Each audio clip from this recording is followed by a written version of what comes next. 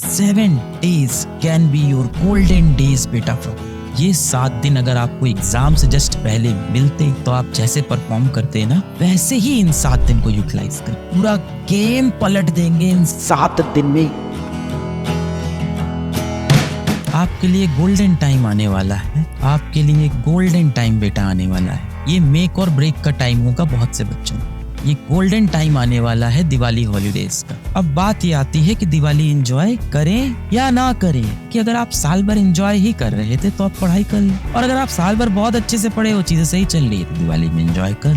कि आप डिसाइड कर लो कि दिवाली एंजॉय करने के बाद अगर सिलेक्शन नहीं होता है तो आपको गिल्ट नहीं होना चाहिए। अगर गिल्ट होगा तो चीजें खराब है। 7 दिन, अगर 7 दिन में भी आपके बैकलॉग नहीं कवर हो सकते तो आप बहुत पीछे छूट गए हो। फिर 7 दिन अगर हम अपना सब कुछ छोड़ दें तो 7 दिन के अंदर, क्योंकि अगर हमारी हालत बुरी है, अगर हम बिल्कुल गिरने के निकट हैं, तब तो फिर फुल एफर्ट मानना पड़ेगा। 7 दिन 7 days can be your golden days बेटा from. 7 days you can turn the tape। पूरा गेम पलट देंगे इन 7 दिन में, ये खुद से वादा कर। पूरा गेम पलट देंगे। जिसका बैकलॉग नहीं है खूब अच्छे से रिवाइज कर लेगा। भाई रिवीजन तो सबको चाहिए, बहुत सारा चाहिए। जिसका बैकलॉग है बैकलॉग कंप्लीट करेगा। The biggest thing that is lacking in all of you is discipline. आपके अंदर डिसिप्लिन नहीं है। मोटिवेशन से आप एक बार शुरू तो कर देते हो, काम शुरू करने की आग तो लग जाती है, पर काम करते रहने की आग सिर्फ डिसिप्लिन लगाएगा आपके अंदर। अभी आपके पास दिवाली हॉलीडे आने वाली है, अच्छा समय मिलने वाला है अपना बैकलॉग कवर करने का। ये दिवाली हॉलीडे मिलेगी, इसमें आप अच्छा समय मिलेगा जिसमें आप अपना बैकलॉग कवर कर सकते हो। सबसे अनमोल समय आपको मिलने वाला। अब या तो इस समय में बेटा अपने आप से एकदम ऑनेस्ट हो जाना, एकदम लॉयल हो जाना, पूरी सच्चाई से, पूरी ईमानदारी से। आपको पता है ये 7 दिन अगर आपको एग्जाम से जस्ट पहले मिलते तो आप जैसे परफॉर्म करते ना वैसे ही इन 7 दिन को यूटिलाइज कर। जब एग्जाम से पहले 7 दिन बचते हैं तो जिस इंटेंसिटी से आप पढ़ते हो, जिस गंभीरता से आप पढ़ते हो, जिस डिसिप्लिन से आप पढ़ते हो, उसी डिसिप्लिन से इन 7 दिन में अपना बैकलॉग कवर करते ना। और इसके बाद उससे ये सवाल मत पूछना तो क्या सर मैं दिवाली ना मनाऊं, दोनों हाथ में आपको लड्डू चाहिए तो मैं नहीं दे।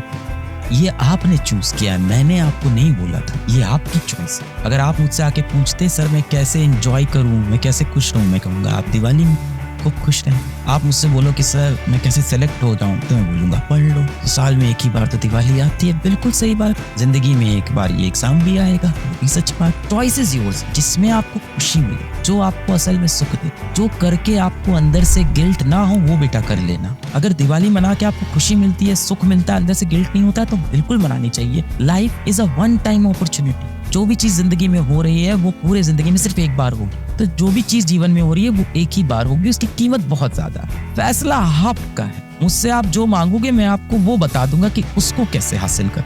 आप मुझसे बोलोगे नहीं सर मुझे ये 22 लाख की भीड़ में से निकल के टॉप 40,000 में किसी तरह जाना है, तो मैं बोलूंगा कड़ी मेहनत लगेगी। आप बोलोगे नहीं सर मुझे दिवाली सेलिब्रेट करनी है, मुझे दिवाली में वो खुशियां चाहिए सर, मुझे खुशी मिलती है, बोलूंगा बिल्कुल बेटा दिवाली सेलिब्रेट करिए, खूब अच्छे सेलिब्रेट करिए, बहुत अच्छा पर्व है दिवाली का, सबको करना चाहिए। पर आप बोलोगे नहीं सर मेरी 5 उंगलियां घी में हो, तो मैं बोलूंगा बेटा पॉसिबल नहीं है। जो सबका होता है ना बेटा वो किसी का नहीं हो पाता है।